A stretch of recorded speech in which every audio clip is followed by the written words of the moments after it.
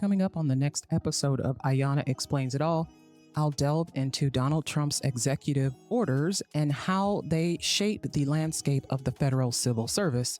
In just his first week back in office, President Donald Trump has issued a series of sweeping executive orders that are reshaping the federal workforce and redefining government operations. From dismantling diversity, equity, and inclusion programs to restructuring federal agencies, these actions are sending shockwaves through the corridors of power. In this episode, I'll delve into the profound implications of these directives on federal employees and explore what lies ahead in the rapidly evolving landscape. Stay tuned as I unpack the changes and their potential impact on the nation's civil service.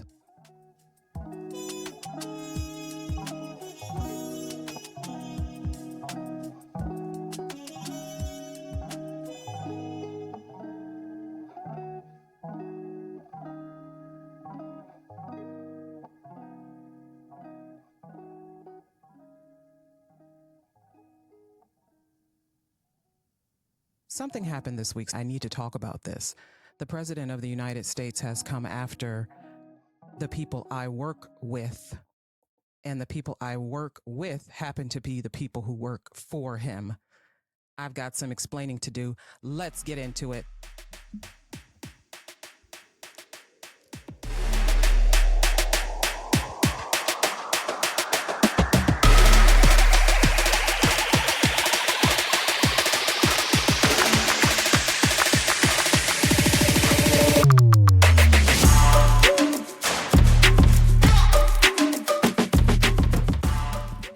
Welcome back for another episode of Ayana Explains It All, the podcast bridging the gap between current events and human behavior.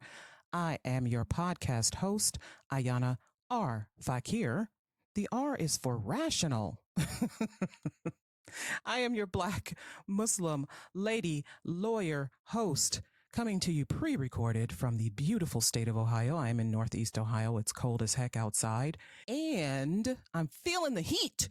Listen, I've got some grievances, and you guys are going to hear all about it. Ayana Explains It All is the podcast bridging the gap between current events and human behavior, and available on all streaming platforms where you would find a podcast, including YouTube, our flagship, Spotify, Apple Podcasts, iHeartRadio, Pandora, Good Pods, Podchaser, Amazon Music. Wherever you listen to podcasts, Ayana Explains It All is there.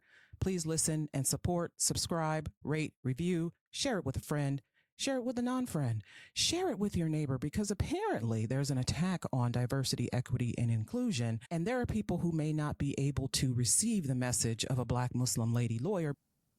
Again, go to our website, www.ayanaexplainsitall.com. That's www.ayanaexplainsitall.com for all things Ayana Explains It All. You can find links to every episode of this show. We are on season 4. There are dozens of episodes. I probably should do a count at some point because I'm sure I missed a milestone somewhere. Oh my God, it's our 50th episode. And I didn't celebrate it. I'm so bad at the milestone things. I just like to record, edit, go on about my business because I have a full-time job that I'm going to talk about in just a few minutes. But go to our website. You can subscribe. You can read the blog that I've started. For every episode, you can read show notes. You can find ways to support the podcast. You can find show artwork. You can find everything you ever wanted to know about the podcast, including links to our social media. We are on Facebook, TikTok, Instagram. We are on X. We are on, what's the other one? Threads. We're on Threads. You can also do something very special for me. You can leave me a tip. Help support my podcast. I've been investing recently in some new audio equipment. I'm always investing in hardware, software, trying to upgrade things, make this podcast sound better. And that is not free, apparently. This has been a hobby for me, but I would like to upgrade it to a paid thing. I've been paid to do some promotions before, some special episodes, some things on social media. And I would like to continue to do that. I would like to expand. I would like to do more promotion with the podcast. And it ain't cheap. Ladies and gentlemen, I work for the federal government. The cat's out of the bag. If you've ever Googled my name, then that's the first thing that pops up. Ayana Fakir, attorney for I work for the Social Security Administration. And I never mention it here because I do not want what I say here on this podcast, which can sometimes be very heated and controversial, to be construed as being associated with anything that I do in my work for the federal government. I am sworn to uphold the Constitution of the United States of America, which I take seriously. I am sworn to serve the people of the United States of America, people who are here, born here, and present here in the United States. They're all entitled to the constitutional protections, and those are the people I serve. I take my job and my duties seriously. I protect personal information. I make sure people are receiving the service they have earned as taxpaying and non-taxpaying citizens of the United States of America. I am helpful, courteous. I am hardworking. I am diligent. I take this job seriously, and I work with other people, thousands. I believe there are over 1 million federal employees in the United States. We all take our duties very seriously. What I have seen lately in the news and on social media is very troubling to me. And I wanted to get on here and talk about it. I don't like to talk about my work here because it's personal, it's private, and I don't want to be coming on here as some kind of representative of the government. I am not representing anything when I come on here except for myself, unless I tell you I'm sponsored by something. The federal government will never sponsor a podcast by a Black Muslim lady lawyer. Never. I started my federal career in the summer before my senior year of college. I was a summer intern for the federal government 2 separate summers. And I spent my second summer, the summer before I entered law school, I spent it with the Social Security Administration at a field office in downtown Cleveland, Ohio. One of the most eye-opening experiences I've ever had, and I've had a lot. This one is top 3. I saw and spoke with and dealt with people from all walks of life, every manner, every shape, every form, every culture. That was when I learned that Canadians did not need a visa to come into the U.S. This was before 9/11, obviously. They didn't need a visa. They didn't really need anything except for a driver's license, and they could come into Social Security, get a Social Security number, and use that number to work in the United States. All they needed was proof that they were born in Canada, lived in Canada, somehow a citizen of Canada, and they could come to the Social Security Administration, ask for a number, get a number, and go to work. I didn't know that. There was a lot of things I didn't know about the United States until I worked in government. That's what I'm finding a lot of people are missing. There's information missing when people talk about the government, but there are a lot of things you would only know if you work in government or if you do your Googles. But a lot of this stuff isn't something that would ever come up in conversation or things you would need to know. It's just like one of those random facts kind of things. I remember one day in line, a man walked in who was disheveled, and he had one of those thick box-like briefcases filled with papers. He opened his briefcase and the paper spilled out. He looked like he was having a tough time in life. He was probably between homes. He looked like he was not mentally well. And after he left, one of my coworkers said, "That man went to law school. He's an attorney." And I thought, okay, we're not judging books by their cover here. I get it. And then one particular, I think it was a Tuesday or a Thursday, a sheriff's deputy would come in with a group of young people, usually boys, and they would line up. They would each be applying to get their Social Security card. And I'm thinking, where are these people from? What are they doing? And again, my coworker was like, yeah, every week the sheriff's deputy will bring a group of kids in from juvenile detention or a group of people in from the county jail. They will apply to get their Social Security number because they're about to be released and they want to get work. And so this is what they do. They come in. I'm like, wow, okay. Who else is going to come through that door? My gosh, it was, oh man. Wow. I met so many people. And in my line of work, I currently, and have been for the last 20 years, I am an attorney for the Social Security Administration. I started in 2005. And at the time that I started, I was newly single mom. Newly single mom. I was living with my parents. I was broke as hell. I had just filed for bankruptcy because I was broke, didn't have a job. I had tried working in the private sector, but I had always wanted to work in public service.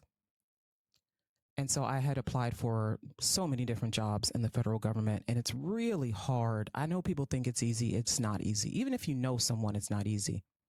It's easier, I'll say that, for certain people. And those people happen to be veterans, which, great. The country promised them they would have certain benefits when they got out of the service. Excellent.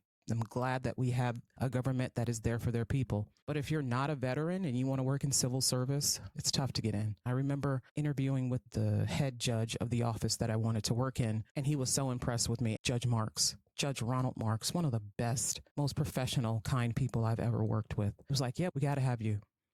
And I think a lot of people over the years in my career have been impressed with the fact that I'm a Black Muslim woman who went to Notre Dame. Go Irish. That has really impressed them. They love that. I knew going to Notre Dame would open doors for me, which is one of the reasons why I went. People see that name and they're like, okay, yes, I'm not a slacker. I did very well at Notre Dame. I graduated with honors. So I'm not like, this is all I have going for me. No, I worked really hard. And being in the environment where the office that I worked in was very diverse. We had veterans, and I worked in Cleveland, Ohio. We had veterans. We had Black women, Asian women, white men. We had disabled people. We had so many different kinds of people that I thought, okay, I can fit in here. I can really fit in here. And I eventually did fit in. These people were very welcoming to me, very open. We received a lot of training. I remember we had to go away for 3 weeks, me and 2 other people who had started at the same time. We had to go away from our office for 3 weeks for training. And I had an 18-month-old baby and I had to be away from him for 3 weeks. Hey, big head baby. But I was nursing him at the time. Our office had their annual employee picnic, and I had a nursing baby, and I brought him with me, and I had to nurse him. And there were some ladies in the office. I told them I need to go find some place to nurse, and they were so supportive of my needing to nurse my baby. I mean, it was wonderful. They brought me a blanket. They found me someplace to sit, and I went and I nursed my baby, and they were all so impressed. And they loved on my baby. That's how these people were. We were a family. A lot of people made close friendships. We bonded a lot. I certainly bonded with the people I started with. A lot of those people have gone on to do other things, but we still talk here and there, and it's great. We reminisce about the old days because so much has changed since we started in 2005. In 2005, George W. Bush was the president of the United States, and it was after 9/11. We were in a post 9/11 world, but we were also in a couple of years going to be in a deep recession. But we didn't know that, right? So when George W. Bush came into power, he was actually a pretty decent boss to work for. His administration issued a lot of changes that were beneficial to the federal workforce. One of those, we have health insurance, which is fantastic, but the health insurance contains very basic, and I mean basic, dental and vision benefits. You can get a cleaning and some x-rays covered, and that is it. You could also get a minor discount on an eye exam and a pair of frames, and that was it. So you would end up paying out of pocket hundreds and sometimes thousands of dollars for dental and vision care, which for me was not going to work because I had a baby who had growing teeth and I knew was going to need braces someday. I hadn't been able to go to a dentist in a long time because I was out of work for a while. And I'm like, okay, this is insane. George W. Bush came through with a plan that offered independent vision and dental benefits for federal employees. So I could buy a separate health insurance plan for dental and vision benefits. Let me tell you something, honey. That mess has come through. Because now I have 2 kids and they both needed braces. And I chose a plan that paid 50% for orthodontia. I was able to put braces on 2 kids and not go broke. Thank you, George W. Bush, right? Feel how you want to feel about him. There are valid reasons to hate that man's guts, but he did that for us. He did that for us. He also gave us the public service loan forgiveness program, which was, whew, when he announced that, I was practically jumping up and down in my office. I said, all I have to do is work here for 10 years and you guys will forgive my student loans? He said, I can do that. Already doing it. Then something happened. Obama became president. And suddenly we were in a recession. And suddenly the federal government could not really afford a lot of the things, a lot of the perks that we enjoyed under George W. Bush. Obama administration changed the public service loan forgiveness program. They put a cap on how much money they would forgive. And I believe it was in the 70s. It was either $72,000 or $75,000. And if you know anything about student loan debt, there are people who have well over $100,000, $200,000.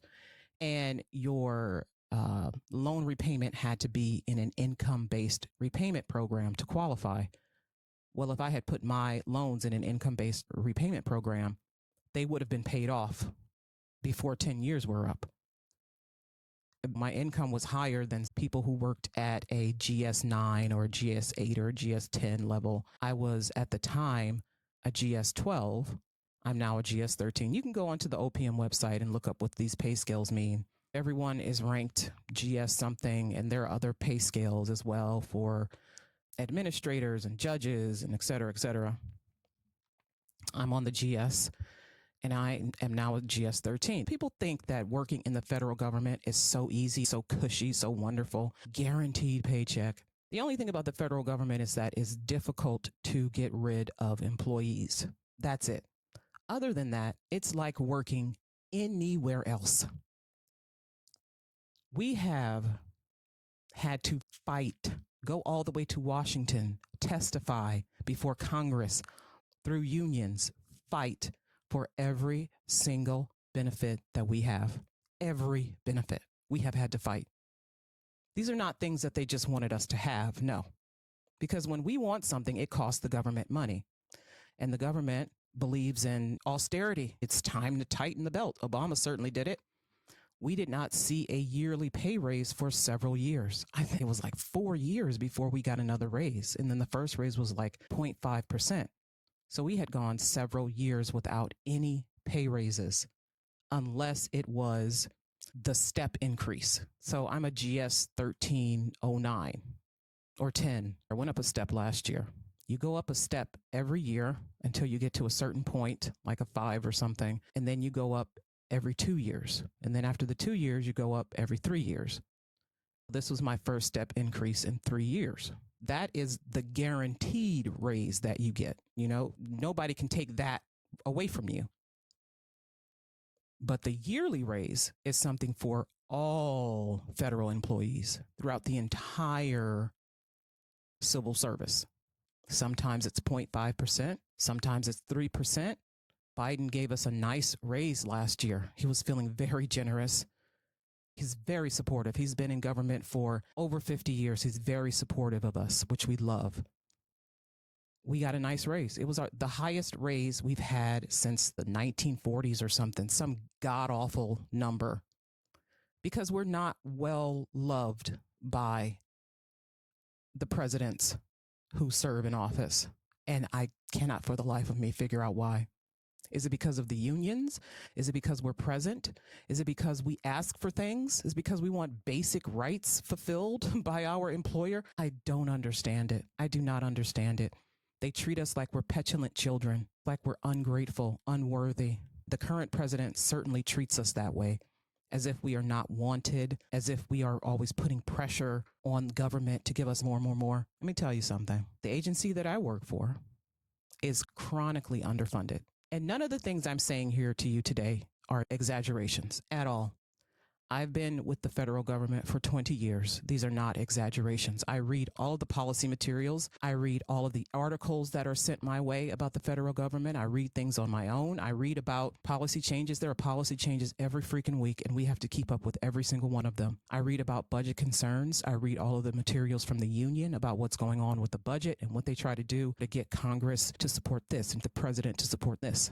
None of them, since I have worked have been as difficult and unyielding in their disdain for us.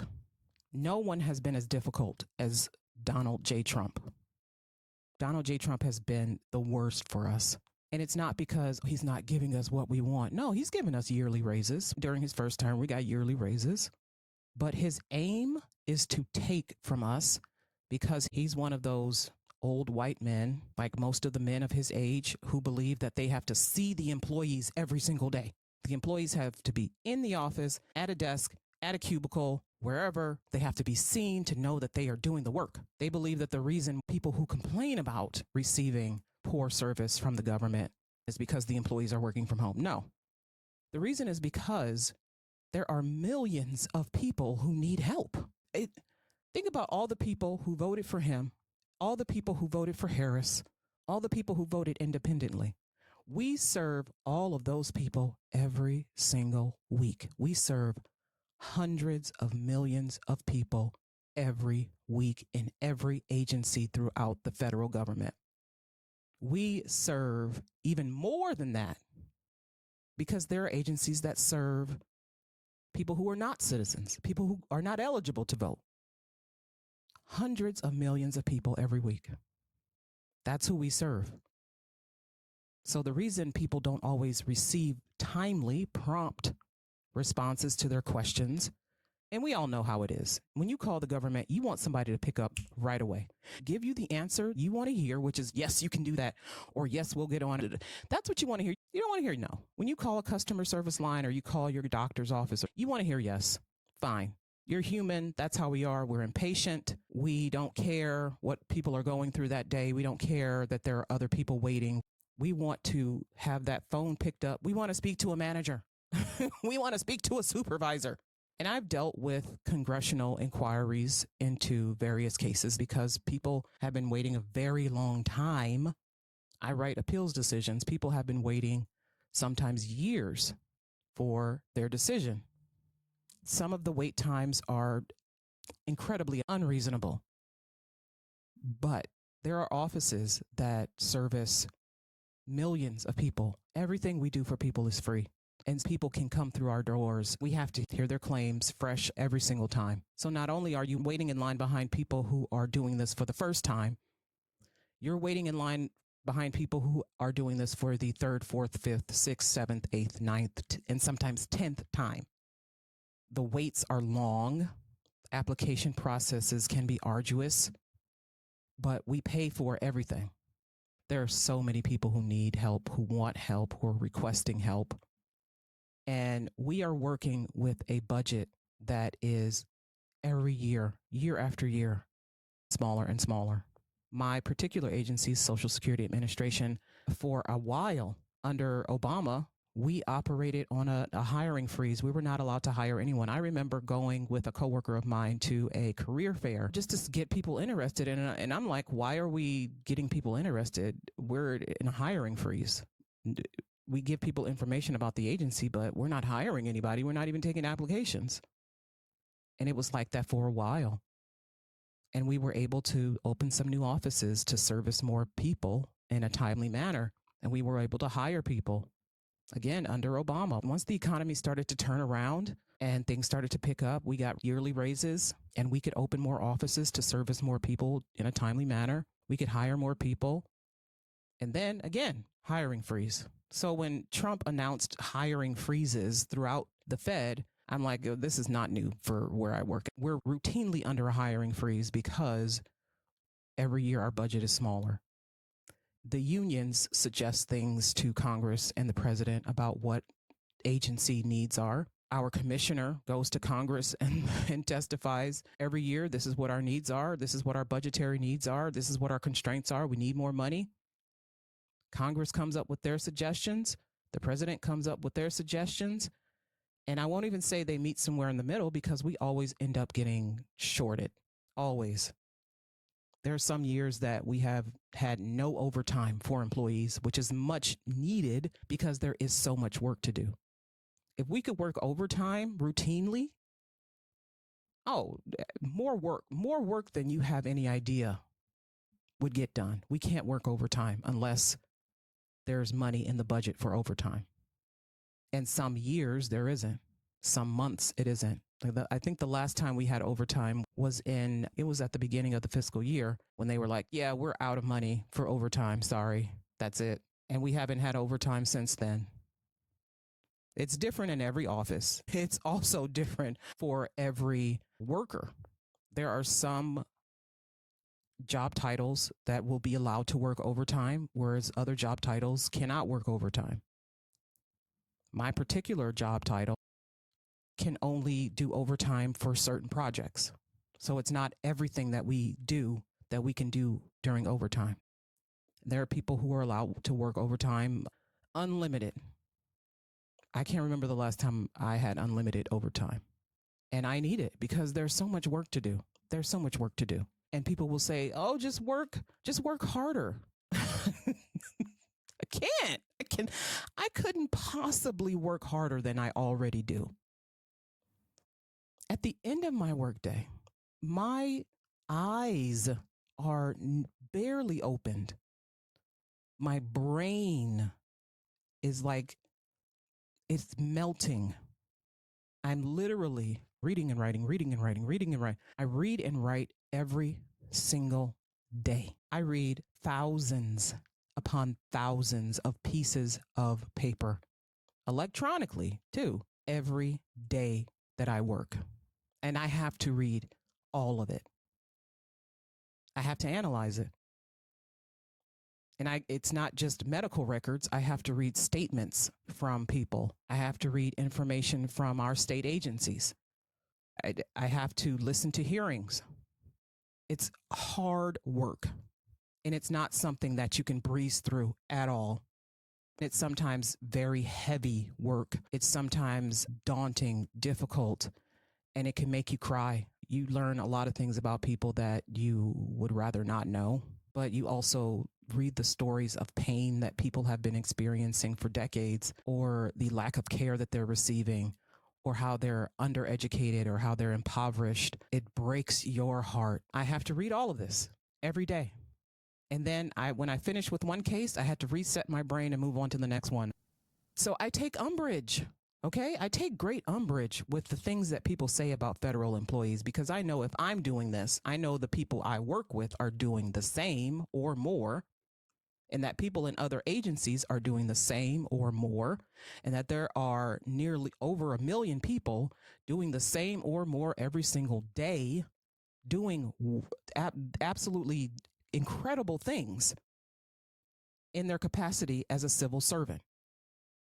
Here it is, people on the internet are saying all you people do is slack off and goof off, and you waste time, and you say you're working from home, but you're really out at an amusement park, or you're out golfing, or you're out doing this. Let me just say something. There's a lot of fraud and waste, okay? More fraud than waste. If you see fraud happening, you know of fraud happening, report it. But simple as that. Report it. You see employees engaging in something you think is fraudulent, report it. You see a claimant receiving any kind of disability benefits you think might be cheating the system, anybody receiving welfare benefits you think might be cheating the system, report it. We have fraud hotlines. We have a wasteful spending hotline. We have a whistleblower hotline too for employees. Employees, you notice wasteful spending or fraud or illegal activity. We have ways to report things. Why aren't you people reporting the fraud that you see? Because you don't want to be bothered either. You think, oh, this is just the way it is. This is just the way it's going to be. Why should I be bothered? It's your taxpayer money paying for this. People are taking advantage of you. They're stealing from you when they commit fraud. Plain and simple. They're stealing from you. If you see it in that light, maybe you will take it seriously and report it. But the denigration and the dismissal of the work that we do, the dismissiveness, the way people dismiss the work that we do, it's heartbreaking. It's heartbreaking because I know that we work so damn hard for the American people every day. And there are things that we put up with because we serve the public that if you were anywhere else, you would not put up with it. I'm talking about people cussing us out every day, calling us come into our office yelling and screaming, having to be escorted from the building because they got irate. That's what you want to do, honey. That's what you need to call somebody and cuss somebody out because you're having a bad day. It might as well be a government worker, right? We put up with a lot. But I also know that the government can give a lot of shit. What we're dealing with right now with the president issuing these executive orders telling federal employees that they need to rat on their fellow coworkers if they have some kind of diversity, equity, inclusion in their job title and the title changes. You have to tell us. You have to tell OPM right away if somebody is doing this. And if you don't tell, then you're going to be disciplined. I said, wait a minute. No, you're not. No, you're not. What does that man say on TikTok? That little that little video. That man. What is his name? Sharp the pimp. No, you're not. No, you're not. I love that. You ain't doing that to me. You ain't doing that to me. I'm already a target. I'm a Black Muslim woman working in federal government. I went to a predominantly white school, a white law school.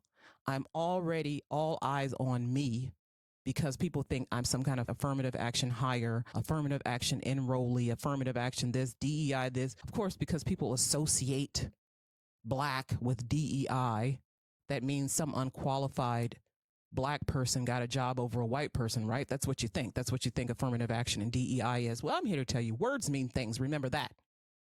Words mean things.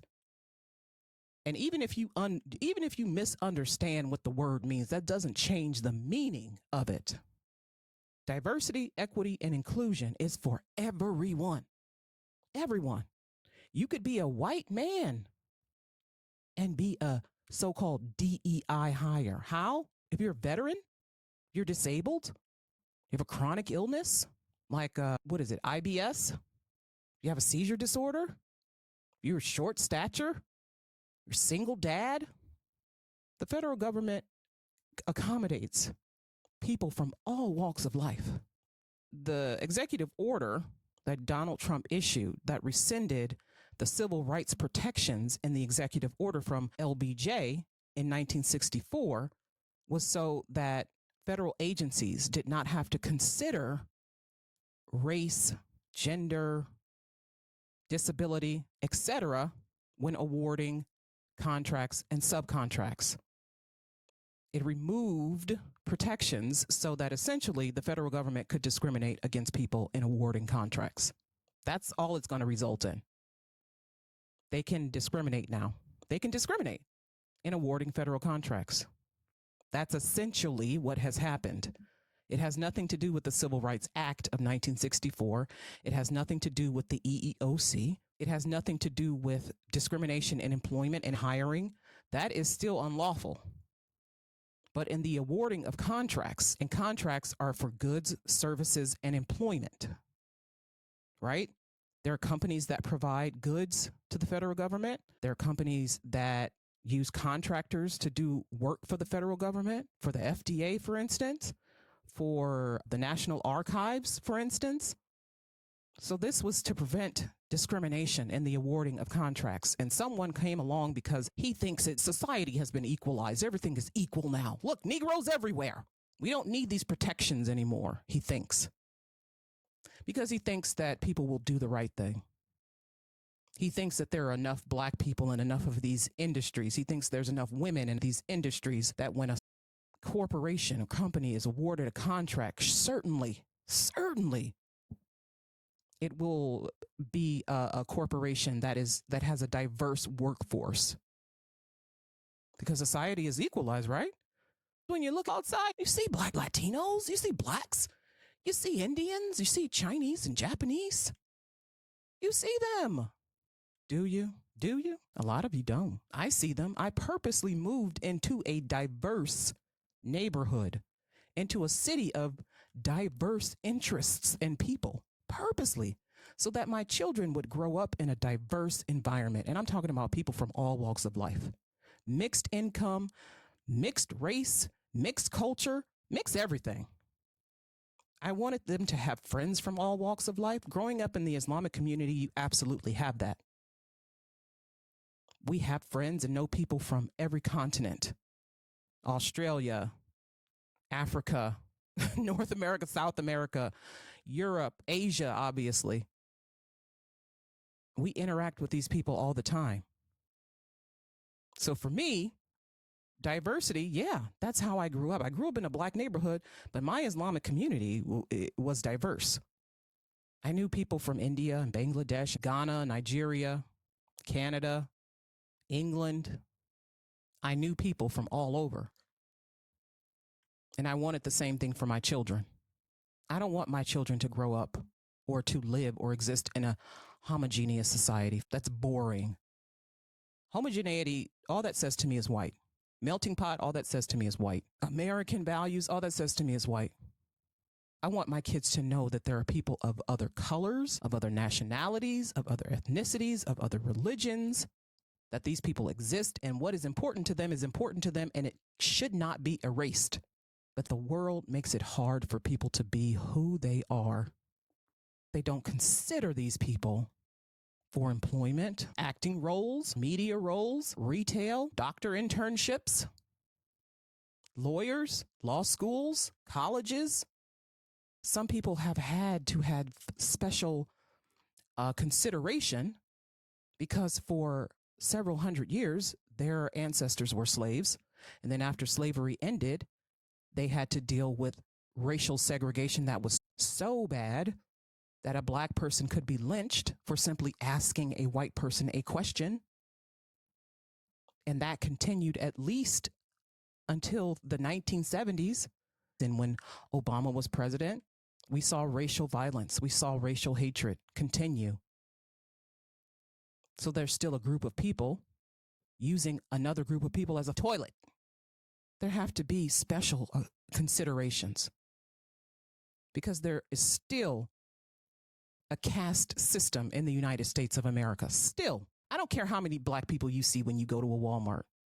The United States is a caste system based on race, based on class, socioeconomic class, based on education, based on who gave birth to you, what family you were born into. The United States is a caste system, and you'll never be able to convince me otherwise because I've seen too much, I know too much, I've read too much. Telling me there's no need anymore for diversity, equity, and inclusion programs and considerations in employment and awarding of contracts, I'm laughing at you because you have no idea what you're talking about. You have no idea. Diversity means everyone. Equity is everyone. Inclusion is everyone. The people who have benefited the most from these programs, most of the people who were fired once Donald Trump said, hey, get rid of the DEI shit in the federal government, most of the people who were fired are white women. White women are the ones who have benefited the most from DEI initiatives. Why do you have to force an employer to consider a woman in hiring? Because people would rather not see women in their workplace. Plain and simple. Certainly don't want to see women bosses. Sure as hell don't want to see black women as their boss. They don't even want to hear a black woman's voice. And if they do, it better be a sassy one. It better be that funny fucking maid from the Jeffersons. Corporations have had to implement these programs because women, first of all, are the ones more than likely being left out of the conversations. Women. And then disabled people, and black people, and Latinos, and Asians, poor people even. Now, you don't want to hire a poor person. You don't want to hire someone with bad credit, do ya? You don't want to hire someone who's homeless, do ya? It just means you take a look at your workforce, who you're hiring. You think to yourself, I might like to have someone from, hey, you know what? I'm going to give this guy a chance. He's a single dad. He has 3 kids. I might be taking a risk, but I want him here. He's good for this. It doesn't mean, let me take this dumbass here who's black and stick him in the position of manager. That's not what it means. That's not what it means in the federal government either. A lot of veterans, a lot of U.S. Army, Air Force, Navy, Marines, Coast Guard veterans have jobs in the federal government because they had to be considered for these jobs because they are veterans. And now with these DEI initiatives being removed, guess who's no longer going to have to be considered? Ding, ding, ding. You guessed it, veterans and their spouses. Who you are is no longer going to matter to the federal government when you go to apply for a job or when you apply for contract work. It's no longer going to matter to them. And some would argue, hey, maybe it doesn't need to matter. And some would say, oh, we're just wasting money with these people anyway. There are too many people working in the federal government. No, there's not enough. My agency is woefully understaffed. You have no idea. And I told you before that I'm not exaggerating. I'm not fucking exaggerating. We are understaffed. We are underfunded. We are underappreciated. And I'm not saying that people need to rain admiration and adulation on us. Absolutely not. But you ain't got to be nasty towards us either. You don't have to be pissy towards us. You don't have to get on the internet and call us names and tell us we're lazy. I can show you lazy. I can take 6 weeks off from my job right now.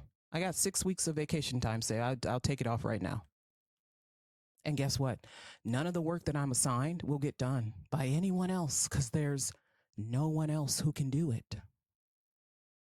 And they'll continue to assign me work while I'm gone. I'm very hesitant to take time off because the work just piles up and I get my caseload down and guess what? It just goes back up.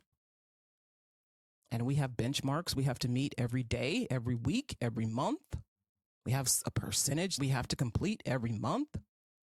And yeah, we have a union. The attorneys in my particular agency have a union that works very hard for us. A lot of the things we have that people consider to be perks of working in the federal government are because our union lobbied for them, not because the federal government wanted us to have them.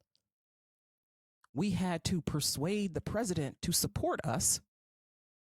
Then we had to persuade Congress, different representatives, senators to support us, like parental leave. We have a thrift savings plan, save for our retirement, but we also have a separate pension. After 20 years, after 30 years, after 40 years, you get so much money. And with the government raising the retirement age to, what is it now, 67? Pretty soon it's going to be 70. People are living longer, so they have to raise the retirement age. But these are all benefits that some union has had to fight for on behalf of the employees. These weren't things that were automatic at all. But that is perhaps another reason why we are despised and hated because of unions. Are unions popular? No.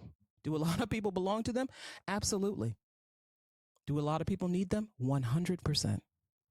Because obviously the people in charge will try to get away with absolutely anything. They will try to get away with unlawful things that if we did not press them and fight them, they would just do it and be successful. A lot of the things that Donald Trump are doing with these executive orders violate labor laws. And if there was not someone there to sue him, like a union or a state of the union, he would just do it and get away with it. Because the people who work under him implement them. And then they tell the employees, you're just going to have to follow along unless and until some judge somewhere hits them with an injunction and tells them to stop. And let me tell you something. The only way evil succeeds is when good men do nothing. And there are people who will tell you, go along, do it. Even if you know it's illegal and wrong, your boss told you to do it. You got a directive. You got an order from the president. I can give you a list of names of people who, despite being told to do something they knew was illegal and wrong, they didn't do it. Those people, their faces and names are in museums all over the United States. Rosa Parks, Harriet Tubman, all of the abolitionists, Martin Luther King Jr., Malcolm X, Huey Newton, Fannie Lou Hamer, Josephine Baker. All of these people said, you know what? I don't care. I don't care.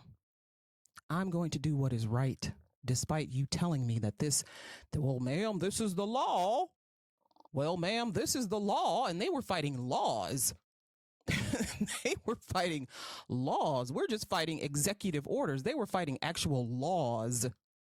All of the people who sat at lunch counters that were separated by race, these people were fighting actual laws. And we're just fighting these little old executive orders. It's exhausting. We have to do the right thing. We have to push back on these dangerous and incorrect ideas about what goes on in the federal government, about federal employees, about diversity, equity, and inclusion. We have to spread factual information. We have to hit back on misinformation. Some fights are worth fighting. Maybe you will never change a person's mind, but guess what? You did the right thing. I cannot live with myself if I do the wrong thing just because I was told to do it. That's how Hitler came to power, right? Told a bunch of lies, stoked fear in people. And the people who could have done the right thing in advance decided to do the wrong thing because somebody told them to do it. And they were too afraid, too fearful to do what they knew to be the right thing to do. And so instead, they did the wrong thing. And millions of people ended up dead. Legacies, lineages. This is what's happening in Palestine. People know the right thing to do. They refuse to do it. We have to do the right thing. You know that someone is committing an act that is wrong, telling you to implement something, telling you to do something, to kill somebody, to fire someone, to take an opportunity away from somebody, to discriminate against someone. You know it's wrong, but because you were told to do it and you're afraid of the ramifications, you're afraid of what could happen to you if you don't go along. You just do it. You just go along because you want to save your ass. And I get it. Nobody wants to lose their job. Nobody wants to go to prison. Nobody wants to be arrested. But you have to find some way to fight back. You have to find some way to push back, even if it's just you on the internet swatting flies, honey. Even if it's just you on the internet spreading information or videotaping things, recording things and showing them. Show people what is happening. Push back on these erroneous ideas. Push back on these erroneous orders. Push back on all of this. There are people who are so cynical, so mean, and so nasty about this. You got to push back. Do the right thing. And this has been Ayana Explains It All, brought to you by Facts, Figures, and Enlightenment. Take care.